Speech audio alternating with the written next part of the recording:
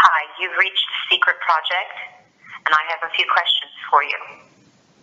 What does freedom mean to you?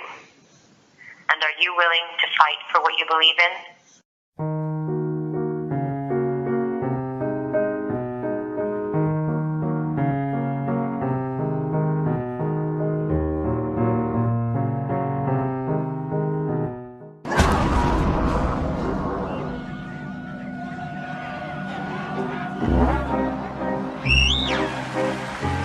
I like this idea that you're attracted to the fight. Have you always been attracted to the fight? When did that begin? When did the fight in you begin? Well, the fight begins when you're a child, doesn't it? I grew up in Detroit, Pontiac, mostly black neighborhoods, and then during the race riots, our family moved to a suburb. I would love to know, like, what was this absolute moment that you wanted to make this statement and you wanted to make something that it's not a music video, it's not in support of a product or your career as we know it, but it's like an honest statement of how you see the world and your role in it. Right.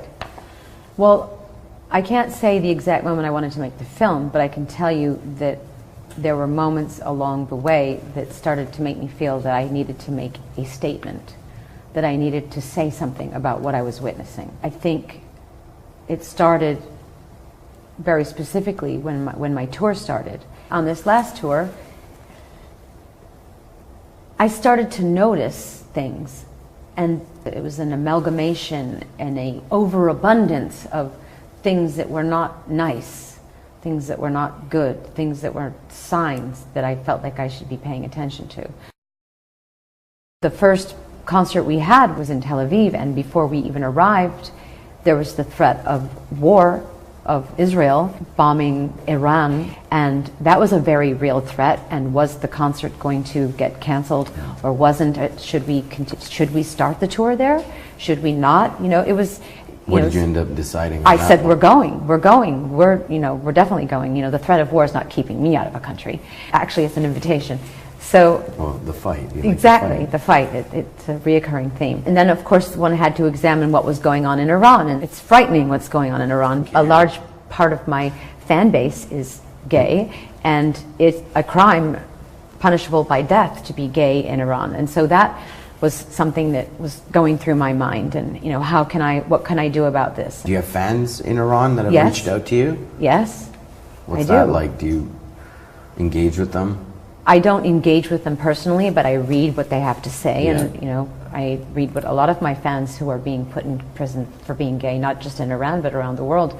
It breaks my heart, and the idea that a person would be killed for who they love is it's something I could start crying if I think about it. So let's not go down that road. Let's go to Russia, because Pussy Riot was on trial. Right. I was trying to decide whether I should go to the courthouse and start stage a protest or whatever. But I mean, that whole scenario was absurd too, that these three girls were put in this cage and put on this monkey trial, and for singing 30 seconds of a song that basically said that Putin was oppressing artists and women, and a hypocrite, and aligning himself with the church when he wasn't a man of God himself, or whatever. I mean, whatever they said, even if they called him the devil, they have to go to jail. Yeah. I went to St. Petersburg, and I was told that if anyone showed any outward signs of being gay at my concert, that they would be arrested. And these were police in St. Petersburg? Yes, and statements in the press, and I was told... Did you go on the offense? Did you... I went on stage and I spoke in defense of the gay community, and I spoke against the government for this absurd law or reaction or kind of discrimination. And I was told that there were 87 arrests made that evening, and I was also sued for $1 million for making that statement.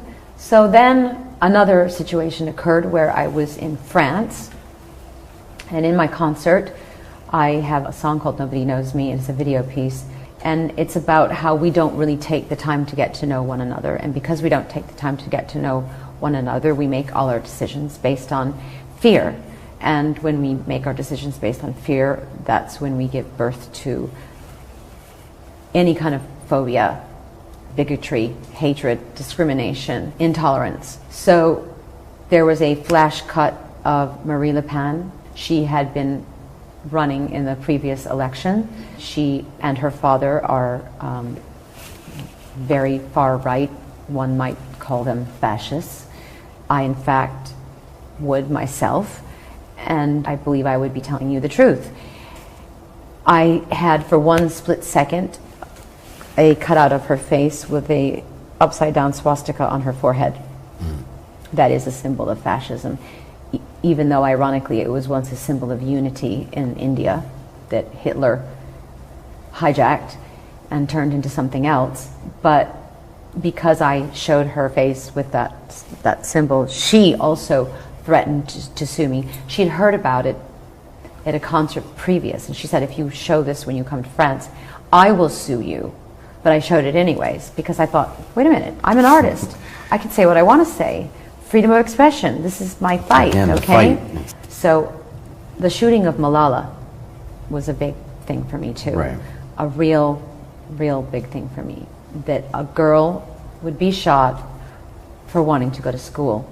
Right. That was her crime. That she wrote a blog about the importance of education for girls. That was another real bug up my ass, and that kept me going like crazy through the whole part of my European tour. You know, I spoke out a lot on her behalf and had her name tattooed on my back for a long time. So it got to the point where every time I was on stage, there was something going on in that city and I had to talk about it. Right.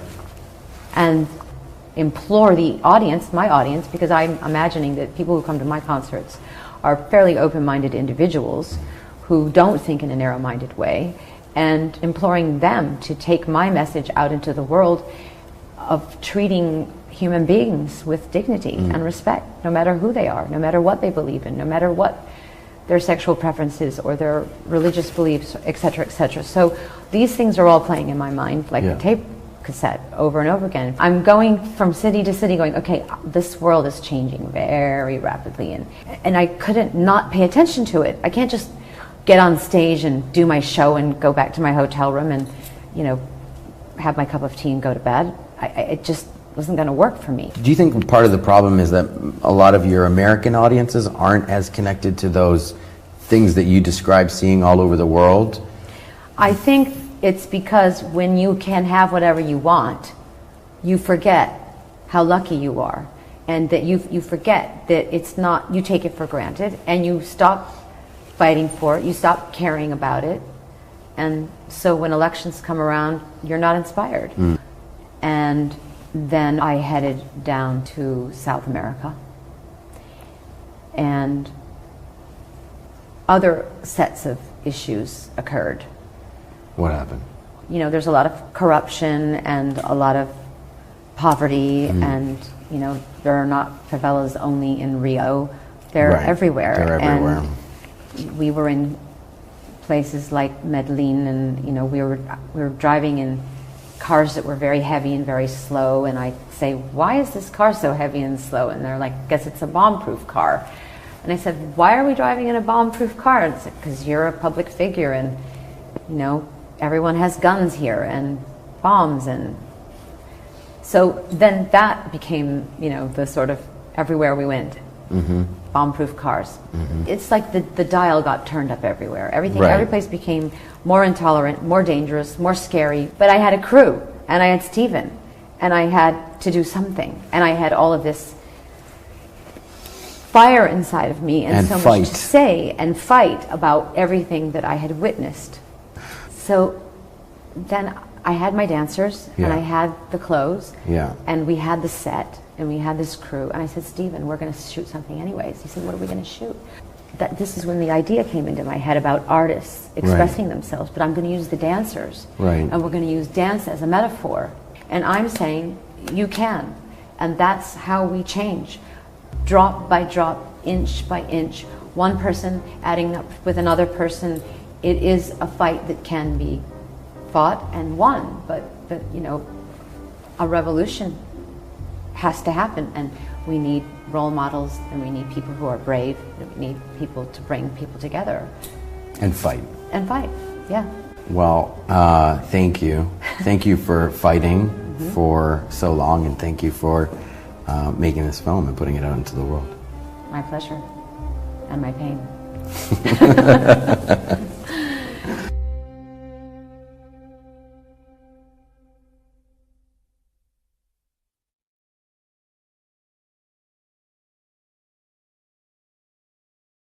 Sorry, but the answer phone belonging to 07966454402 is full. It cannot accept any more messages. Please try again later. Goodbye.